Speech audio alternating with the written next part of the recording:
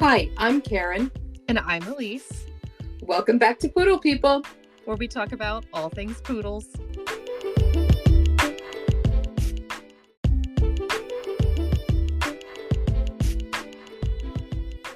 Just a friendly reminder that we're not licensed professionals, veterinarians, or handlers. We're just poodle people.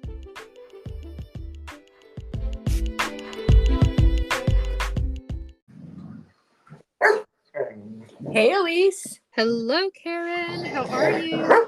I'm great. How are you? Oh, just peachy keen. You've got some action happening behind you there. I do. It's playtime for the big dogs. Oh, man. Is that Alfred or Emma? Barking? Yeah. All three. Oh, gotcha. Yeah. Gotcha. Alfred, Emma, and Gracie.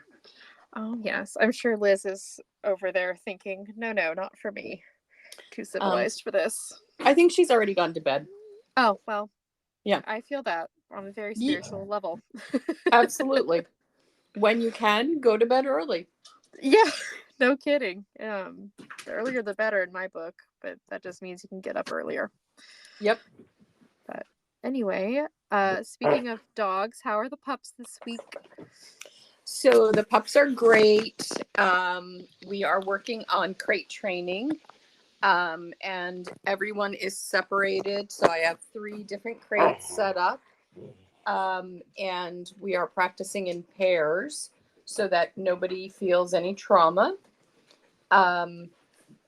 We unfortunately are at the age where we are tearing things up a fair bit. You know, yeah, that happens. It does. So I am trying to get their crates like comfortable, but not giving them too much stuff so that they are eating things up. Oh, yeah. Avoid any of those unnecessary gastroimpaction surgeries or anything like that by having inedibles in the crate.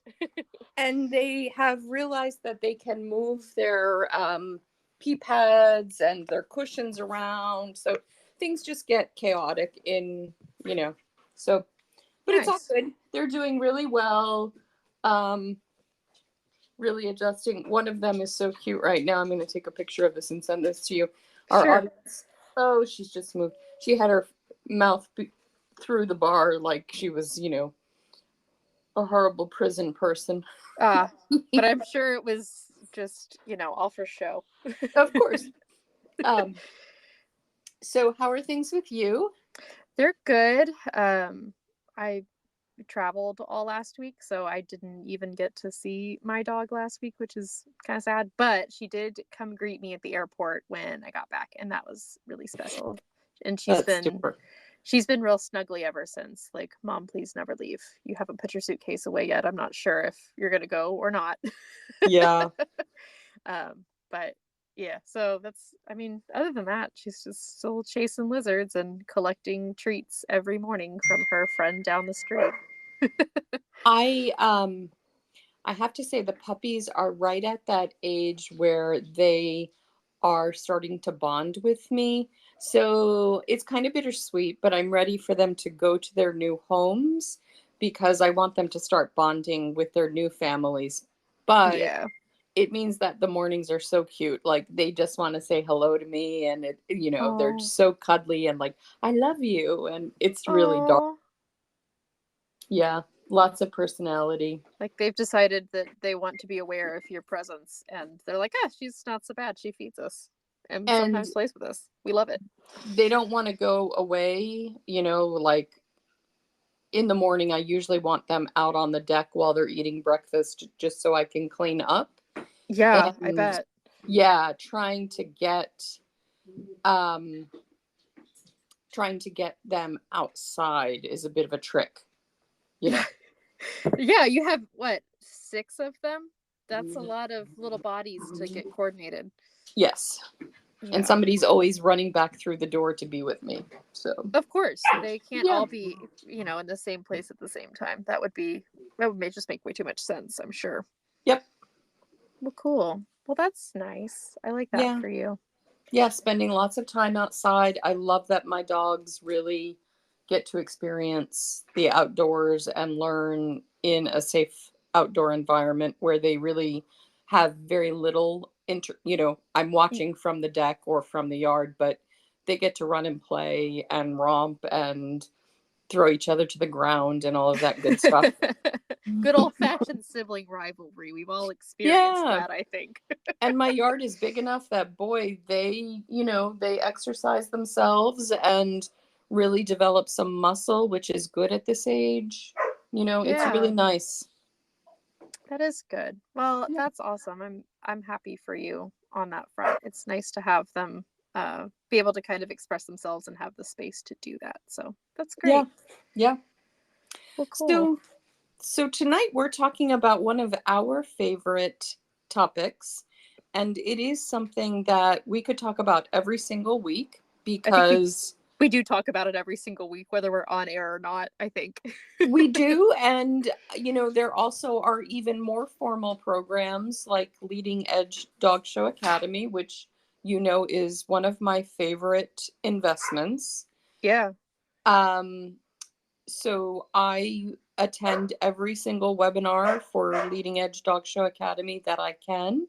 And I go back and revisit things. So it's not just us who are talking about grooming, it's everyone who has a poodle and everyone who has a show dog.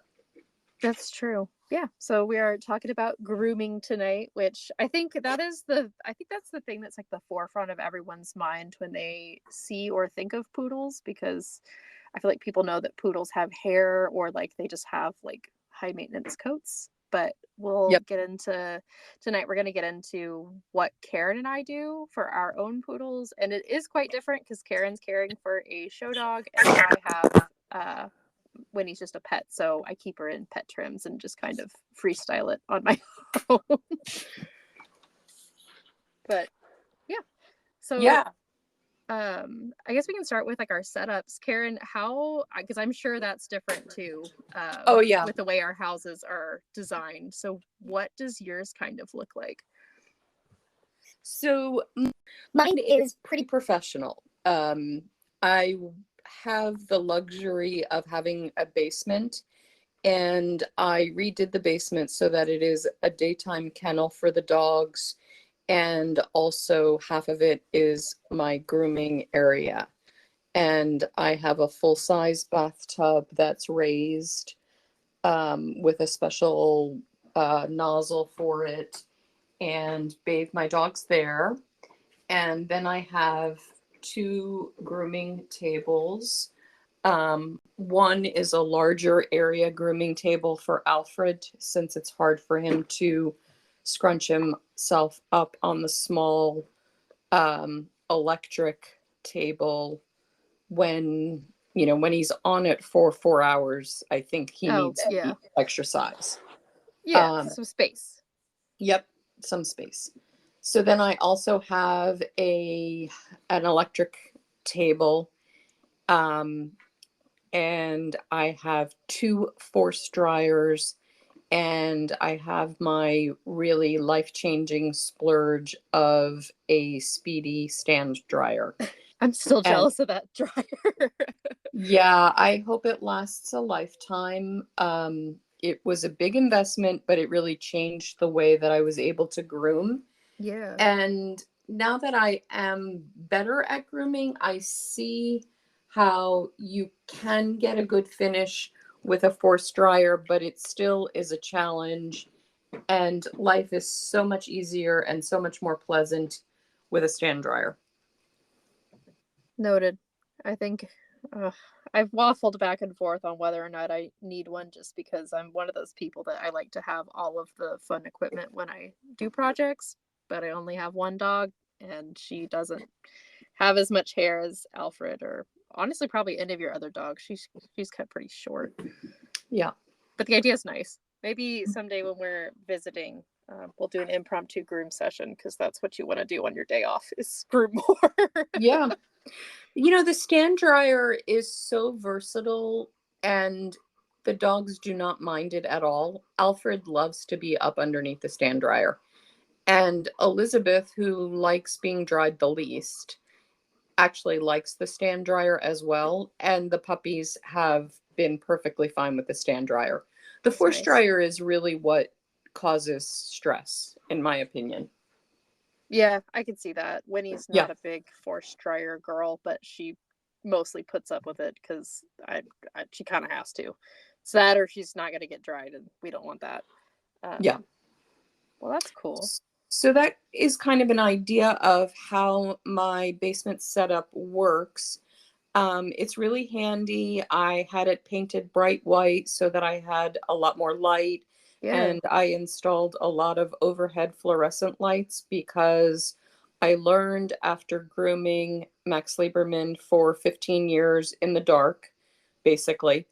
Like my house is a northern exposure home and I don't have great light, and it's really hard to see a black dog.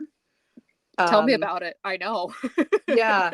So I actually used to cope with that by doing something that's similar to what you are going to talk about. And I used to put my grooming table out on the deck so that I would have natural sunlight Yep. and I would groom him there, just Yep. so I could, see where his eyeballs are and stuff. I know all about that. Yeah. um, Um, So that's kind of my setup. I have two tables, full size tub, and two force dryers, stand dryer, and a multitude of brushes, yeah, the brushes. foams, The stuff. the brushes Yeah. are never ending. I think you and I are like we like to I personally like to experiment with different tools. So every time you're like, "Hey, I have this cool new brush," I'm like, "Oh, I should probably buy that too." Every Yep. time. Yeah. I see things all the time. When Jody Paquette groomed Alfred, she had a fine finish comb, and I bought a fine finish comb, an Artero, that I love, and I love line brushing, line combing, and then fine combing. Oh yeah, that's got to be real satisfying to go back through and just pull that comb It through is like it's nothing. it is really satisfying. Oh, I love that.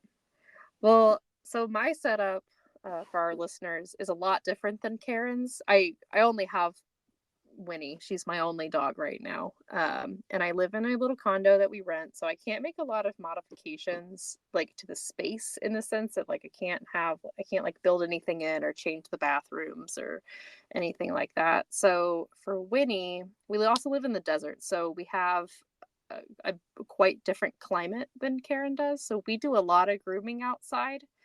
And we could do it outside for longer in the year. And our seasons are like we also can groom outside at different times of the year that Karen would be able to. So when he gets a bath outside, I have you can get these uh like garden hose nozzles that have a little I got it in the car wash section at Harbor Freight, but it's like a nozzle and you could put shampoo in it and it basically like my shampoo is super concentrated, so um, water will like jet into the little um, container with the shampoo in it and mix it up, and then like it'll all squirt out onto Winnie, which is really nice. That means I don't have to use shaker bottles or anything, which we use sometimes in the wintertime when the groundwater's a little bit too cold for her, and it makes me sad when I have to use those because that means I have to bend over the bathtub like your average plebeian. I think a lot of people know how that feels.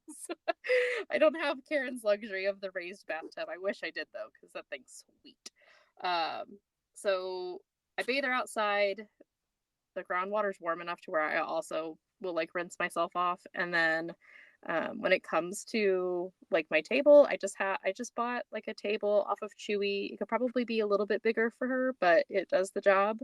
Um, and it folds up when I'm done and slides between my desk and the wall. But yeah, we also use a little force dryer. A lot of my tools I got from Karen, like the brands and the types, because I didn't know anybody else with a poodle when I got Winnie. So Karen was kind of my mentor in that sense, and we're doing good so far with what we've got. So we use just an Metrovac force dryer. And then I have a couple different sets of clippers that I like to use, and a little variety of brushes, and a Dremel. I use a Dremel on Winnie's nails because she has black toenails, and I can't bring myself to accidentally quicking her with the Miller Forge clippers that I have. So we use a Dremel on her toenails. But in general, that's kind of how our setup looks like. We do outside, and then when it's too cold or too hot or just the weather's not right, we'll groom in like our loft area. I'll move all the furniture out of the way, and she's a good girl and sits up there and lets me do my thing to make her look pretty. But yeah, that's what it looks like in our house. As you were talking, I was flashing back to years when I had to bathe not Alfred, Max Lieberman and Jane Austen. And I did bathe them for a while in the bathtub when I had to. I also did go to a groomer for, real grooms. Oh, yeah. Just did, shave down grooms or maintenance bath. About the flying pig bathtub that I used for Max Lieberman and Jane Austen. Oh, and it really is, it's kind of funny to think about me putting such big dogs in that thing that was probably designed for smaller dogs, because Max would kind of give me side eye like, lady, really? Like, not this thing again. Like, you're putting me in a bassinet. What are you doing? Exactly. But he was so good, and he would sit there even though it would kind of wobble a little bit.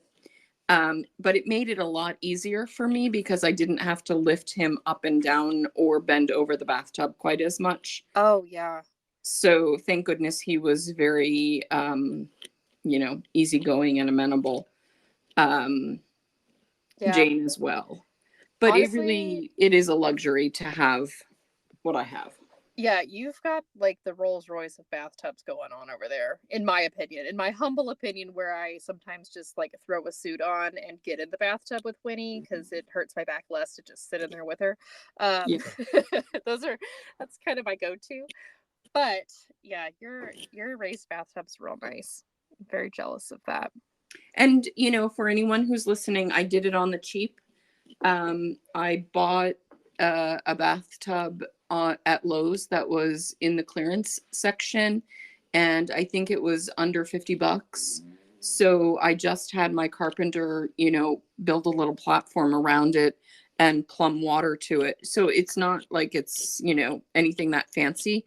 And I didn't buy a professional, the expensive Pet Edge Pro thing. Yeah. I didn't. I guess I'd forgotten you'd done it that way. I know we talked about that a long time ago when you were redoing your basement, but that's actually a really good way to raise that up and make it comfortable. And like the edges are comfortable too. If you have to lean in, it's not like hard corners or anything. So I'm sure that is really nice. Yeah, my friend Marlena had given me the idea because in her grooming salon she actually uses feed troughs or water troughs. Oh, yeah. And they are smaller and flexible, and she's just built platforms around them. And, it's a really handy way to get around that. So I loved her for that idea. And then I found the full-size bathtub, and it was cheaper than any kind of water trough at Tractor Supply. So I went ahead with that. That's...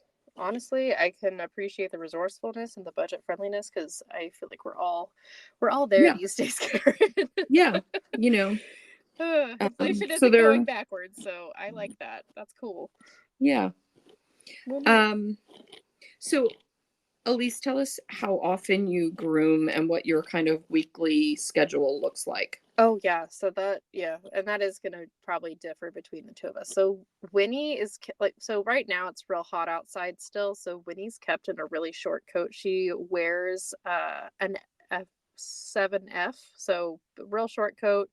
Honestly, I like it just long enough to kind of keep the sun off of her actual skin so she doesn't get any kind of a sunburn. So she's on a pretty long schedule. I'd say I probably groom her once every 3 to 4 weeks.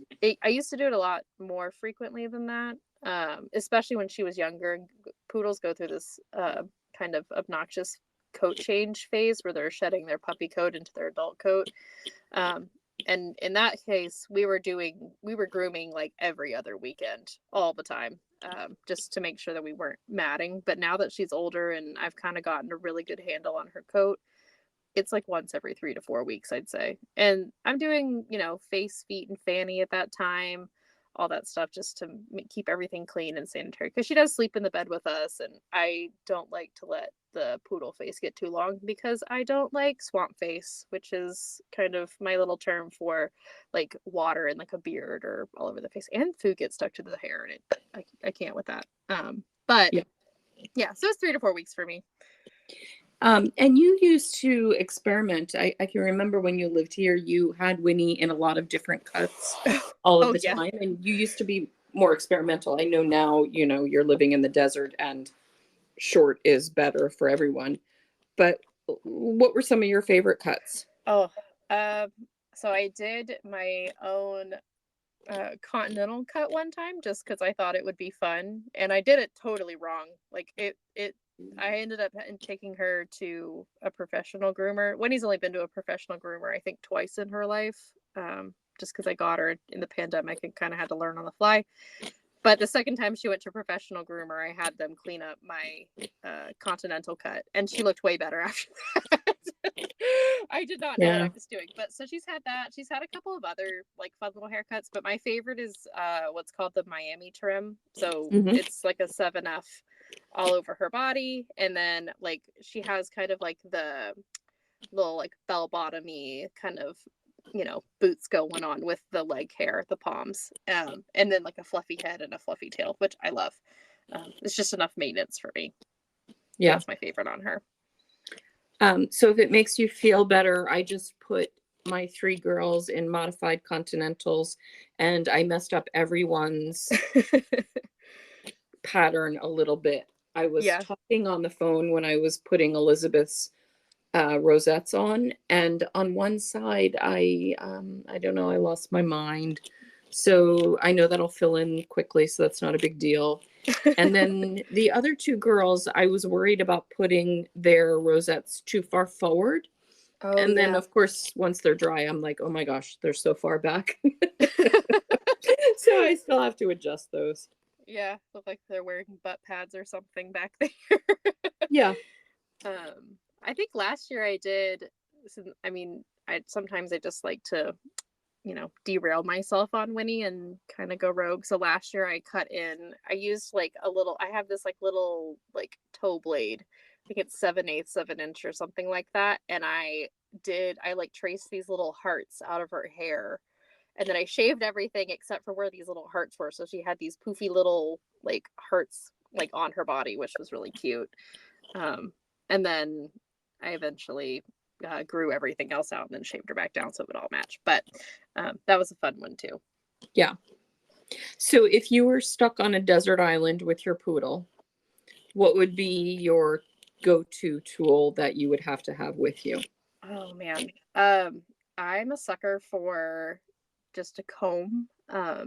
Slicker brushes are great, and so are just like regular like hair brushes, but I like the comb because you can really get in and like work on knots, and you can do everything with the comb. It may just take you longer, but I really like that one. I don't have a particular brand that I use. I think I got like a Andis one from PetSmart when Winnie was little bitty, and I still use it because it was on sale for I think $8. I still use my Andis comb. That was $7. Yeah, I think you're overpricing it, and it is so worth it. It's my favorite comb for getting knots out. Yeah, I use it for knots. I've used it for back when Winnie had a really big like top knot on her head. I used it for separating things for like little rubber bands. Listen, you can do a lot with that little thing. Yeah. I like that one. And then what was the other? Let's see. I think like I don't know. I really like being able to use the Dremel on Winnie's toenails. I can't stand the click clack moo on the tile. It drives me nuts. I like to be able to round that off and sand it off. But those are the 2 things I think I would prefer to have. I would take a poodle comb or a greyhound butter comb, whatever you want to call it, and a relatively short Chris Christensen pin brush. Ooh, yeah. So I don't exclusively use Chris Christensen, but I do use a lot of Chris Christensen. And I love the pin brush. I use the slicker only after I have all of the knots out. So I probably use the slicker a lot less than I use the pin brush. Yeah. But I have pin brushes upstairs, downstairs. I carry them around. And I'm always, like right now, I'm literally grooming Alfred's leg. So it never stops. And I'm using one that I bought that is actually a little bit too long. It's a 35, I think, if I'm reading that correctly. It might be a 3-inch. Oh no, that says made in Germany, not 3. Ah. It's a 35. Karen, So put whatever your glasses 35 means. This one is too long, in my opinion. I like my other one better, but they're too expensive to not use it, so it Oh, stays yeah. upstairs. Yeah. I have a Chris Christensen that I got a couple years ago. I think it's the brass. I don't know what the millimeter is. I wasn't even really looking at that. I was just looking for something that looked like my hairbrush because that's my reference these days. But it's got brass pins, so it's supposed to be less staticky, which I thought was it Yeah, works pretty yeah. well, especially here with the air being so dry. It sometimes you can get into the static zone and you feel like you're never leaving. Like every balloon in the city is going to stick to your head, I swear. I But also have a set of 3 in different sizes. It's like small, medium, and large, of a slicker that's kind of old fashioned, and um, they're not designed at all like the Chris Christensen, but I love them. And I love the little tiny one because you can really get into places. They have yeah, a wooden handle and they're made in England and they're sold on a really obscure website.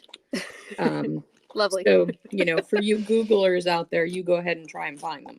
Yeah, let us know if you do, because Yeah. we wouldn't mind having replacements for things like that. Yeah. But yeah, I think So, I like this slicker, but it's not my favorite tool. I don't think. no, it's not mine either. I don't use the slicker as much as I think people think that all you use on a poodle is a slicker, and that's not really true at all. Yeah. So you use dogliness. Let's talk a little bit about that because I am yeah. jealous. I wouldn't mind trying it. Oh yeah, I'll next time I come to visit, I'll bring you some so we can test it on Alfred. I'm like super curious to see if it does anything for his coat. So I use Dogliness. It is a rather eco-friendly brand of dog shampoo, and I liked it because it was biodegradable. The creator Anka, if you're on Instagram, her handle is Cool Poodles. You can also just look for Dogliness. It looks like godliness, but it's DOGLYNESS. It's a little on the pricey side. I won't lie, but it's A little. it's not cheap, but a little goes a long way. Like it takes me forever to go through a bottle with Winnie, and I'm obviously not grooming her as often as you are, but Winnie also has kind of floppier poodle hair texture, which I'm sure we can make coats and coat texture like a whole episode, because there's a lot of little nuances with it. She has a little bit floppier coat texture, but I also find that it still doesn't mat. Like I don't have problems with tangles. I don't have like there aren't things that I have to worry about getting out.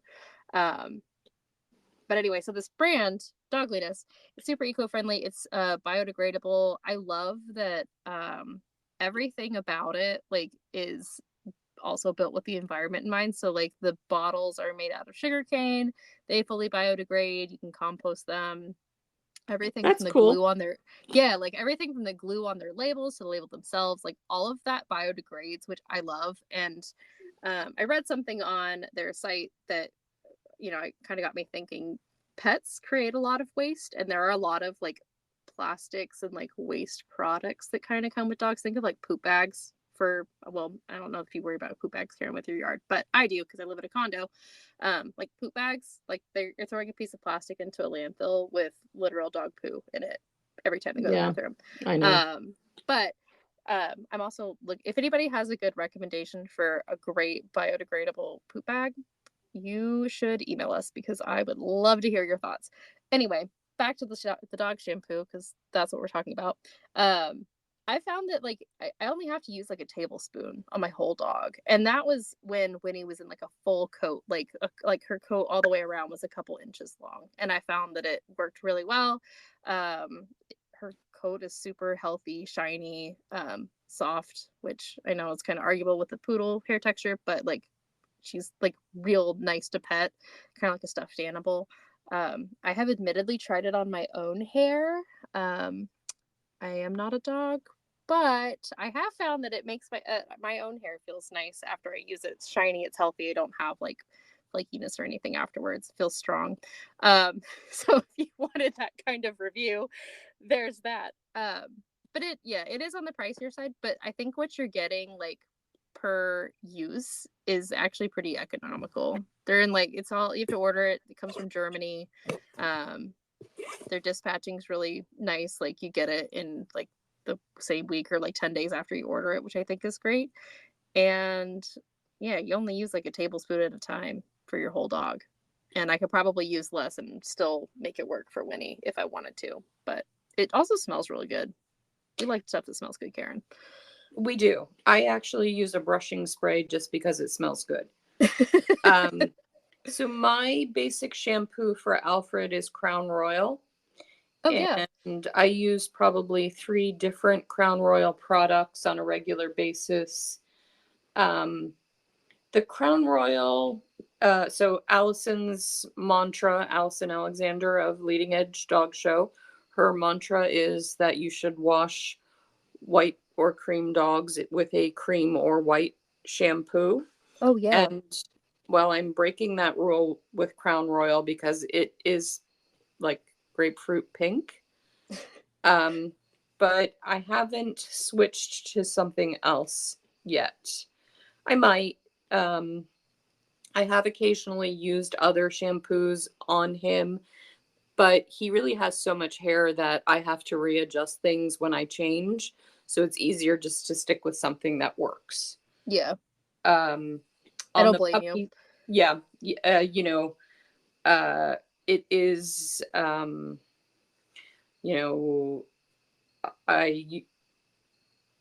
lather and rinse him twice and then condition him once. So bathing is, a big deal. And I would say, I probably should have said this as a caveat at the beginning. I don't think of myself as a groomer yet because I can't do a fair continental trim, but I am a damn good bather. That is my skill. Well, I can Karin, bathe and dry my dog. if you ever fall out of work, it sounds like PetSmart may hire you for the bathing position because I feel like they're always got little signs out there if you love it that much. Yeah, no, I don't love it that much. I only like my dogs, as you know. Understandable. Same, honestly. I am not a,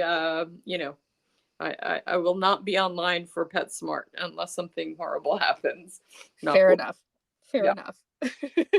Yeah, my dogs like to be groomed and like to sit on the table, and I have a feeling that that would not be the opinion of most dogs at PetSmart.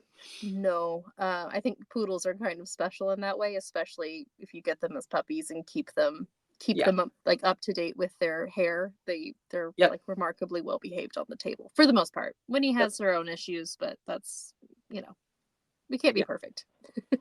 Yeah. So what are your goals as a groomer? Like, what are you working toward? Are you trying to master anything? I would love to be better at scissoring. I think I would probably enjoy grooming a little bit more if I just felt more confident in that. I've watched a couple of tutorials and just exercises and stuff, and I always tell myself I'm going to work on them, and then I don't, but I should. Especially because I like to keep Winnie in a cut that has like cute legs, and like I've kind of mastered her tail, and I do a pretty good job on her top knot, but doing the legs and the body, I feel like there's a lot of room for error there, and for things to not be like obviously nothing's going to be perfectly symmetrical, but for things to be noticeably unsymmetrical that's annoying, Karen. I can't stand Yeah. So every time I clip her and I stand back and look, it's like, dang, like there's more that needs to come off on this side or that side, or there's a chunk here and not there. Like just stuff like that. I think overall I would like to be better at scissoring as like a skill personally. What about you? I would say the same. I'm actually talking to an old friend to see if I can start getting some lessons on the specific things I want to improve. So I'm hoping that might work out because I I realize, as I've been showing Alfred and as I'm going to be keeping a puppy, I really need to be able to do their pattern and their maintenance by myself. And I still need help. I may Yeah. always want some help at a show. Um, I think I can do a credible spray up at this point, and I can do my maintenance baths and stuff like that. But, the pattern when you're showing is so important. Yeah. And I would just like to be able to keep him in better trim throughout. So, I also am trying to improve my scissoring skills. Um, Allison, of course, would say that it's not scissoring skills that we need. It's the basics like bathing and drying and all of that. And to some extent, she's right. I finally, after I'm not sure how long I've been a member of Leading Edge Dog Show Academy, but quite some time. Yeah. And I finally can bathe and dry my poodle properly. Yeah. I So still that, struggle with that sometimes.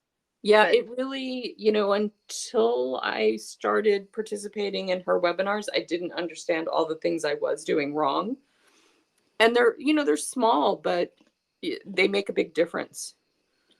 they Uh, do. And I've learned a lot from you and me asking you, why does she still kink up after like so long and stuff? And it's because I'm not trying her very well.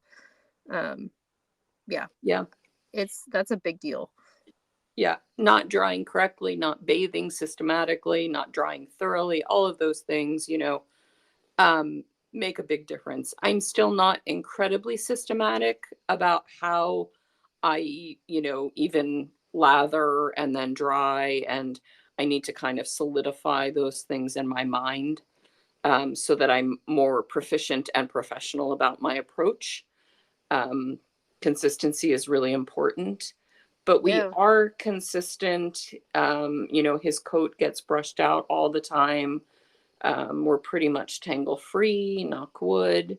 Um, Yeah. and I've been letting him play, and it's finally raining. So we're a little bit grubby right now, but we will be getting a bath soon. So, and I don't miss my weekly bath. That is Mm-mm. sacrosanct. Anyone who follows me on Instagram, um, it traditionally has been Sunday, but it probably will be Saturday now. Uh, Yeah. and that is his bath day.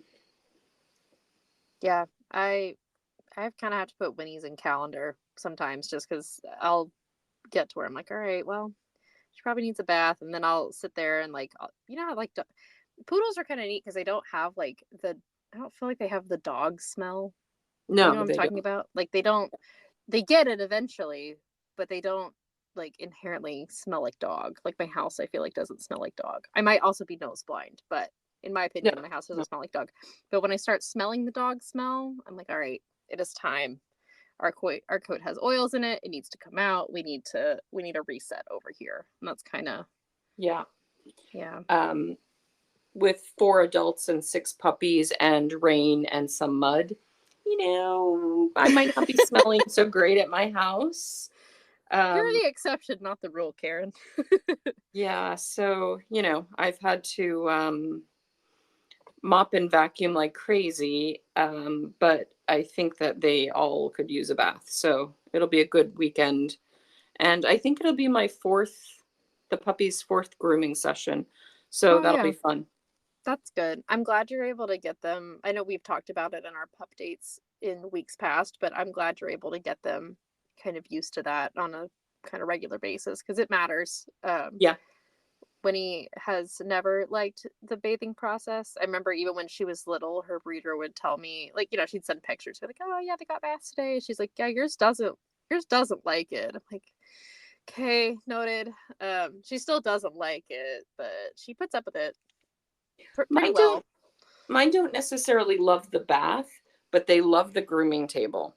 And I will sometimes have two dogs on the table at once, which means Oh, that, no one can move or breathe because there's no room. Um, right. They have to be there. yeah. And Yeah. often, someone is underneath the table as well, the person who doesn't fit on the table. Oh, yeah. So they like it. They know they love the attention. They love the grooming process, and they want to be around it. Yeah. Oh, I was gonna ask you, did you ever teach your dogs to get off the grooming table on their own, or do you manually lift them off? So I lift them off, and I apparently lift them off because Jody Paquette was not thrilled with how Alfred got off the table. Oh, really? Yeah. Oh, I So she has a specific way of, like, the dog should kind of jump and she should lift at the same time. oh, And Alfred is used to staying on the table until I lift him off. that's nice. I So I have learned that my homemade way of training my dogs for grooming is not exactly what professionals do. So they don't always behave the way people expect them to. right. That's yeah. That's Yeah, not bad though. You're a one woman show over there with all these dogs. Like if it's working for you, it's not that bad, you know? yeah. I mean, it's nice to see and spend a weekend with people and just kind of see what a bunch of professionals do and how they do it. Yeah, for And, sure. to realize that I have, like, the most minuscule assortment of brushes and combs when I see them open their trunks. Oh yeah, they have those big grooming trunks that they bring with them. It Yeah, looks like they're going to sleepaway camp with those yeah, things. yeah. Oh yeah. So Yeah, we don't have that much. It's all, same. comparison. Mine fits in like a little fabric box for like those like cube organizers. That's all of my equipment in one Yeah. little box. That's all we got. And one poodle. Winnie likes the table too. Like she'll, like you were saying, yours don't mind being up there. Winnie will get up there sometimes because she's little. You'd feed them treats and stuff to get them to like being up there and like being brushed and stuff. And now she goes up there sometimes and gets on there because she wants attention and wants treats, which isn't a bad habit, I don't think. I mean, I kind of reward her even then because I'd rather her want to be up there than not want to, you Oh, know? yeah. Alfred will get up on the table, no problem. He likes it. And he is all in for, you would think for 4 hours he'd be like, oh God, no. But that's not his attitude. Yeah. Winnie's like that too. She'll, especially when we start doing the stuff on our top knot, because she'll just kind of lay down and let me do whatever I need to do up there. And she gets all relaxed and it's kind of sweet. I'm not gonna lie. But yeah. Well, cool. Anything else grooming related, Karin? I'm sure there's a million things since we literally will probably start talking about grooming in specific ways each segment, Oh, but yeah. maybe not tonight. I think we've probably covered quite a lot just to give people an overview and let them know, kind of what we do in big strokes, Yeah. Well, and if you're thinking, if you've got a poodle and you want to learn how to groom it at home, or if you're thinking about getting a poodle and you're worried about like the grooming cost, like entry, the barrier there. Karen and I are both home groomers, and I think we both do a really good job. And it's a fun way to connect with your dog. So if you're thinking about it, it may not hurt to jump in and check it out. There's lots of good YouTube tutorials, and like Karen said, the Leading Edge Dog Show Academy is a great resource.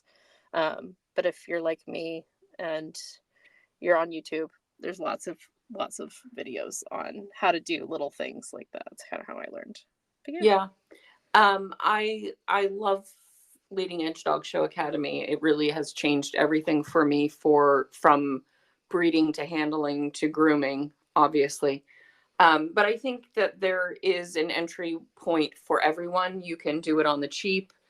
If your budget's really tight, you can figure out ways and buy, less equipment, less expensive things. It doesn't have to be Chris Yeah. Christensen or Dogliness or, a speedy stand dryer.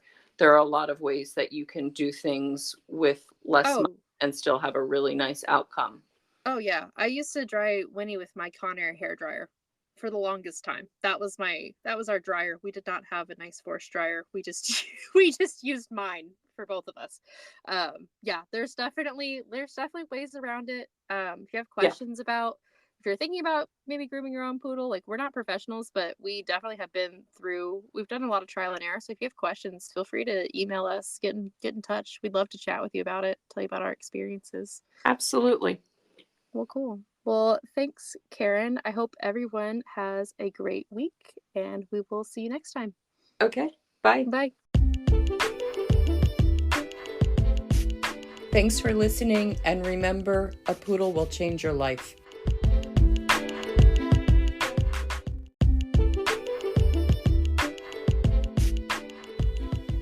If you'd like to get in touch with either me or Elise, or if you have questions you'd like answered during the podcast, email poodlepeoplepodcast@gmail.com. And if you have questions or want to be put on my wait list for puppies, please visit my website at scotchcornerstandardpoodles.com.